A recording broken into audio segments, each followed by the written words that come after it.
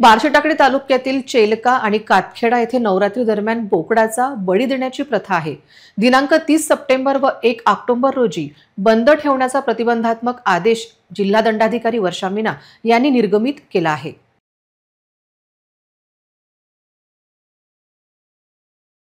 बार्शीटाकळी तालुक्यातील सराव येथील श्री गणेश गौरक्षण संस्थांतर्फे निवेदन देण्यात आले होते।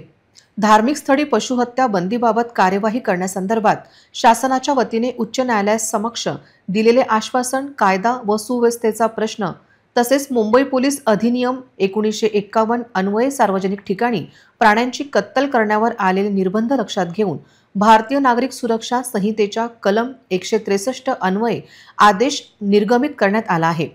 त्यानुसार चेलका व कातखेडा येथील नवरात्र उत्सवात देवीचे मंदिर व 200 मीटर मंदिराच्या परिसरात दिनांक 30 सप्टेंबर व दिनांक 1 ऑक्टोबर रोजी बोकडाचा बळी देण्यावर तसेच सार्वजनिक ठिकाणी जाणाऱ्या येणाऱ्या लोकांना त्रास होईल अशा रीतीने प्राण्यांच्या कत्तलीवर आदेशान्वये निर्बंध घालण्यात आले आहेत।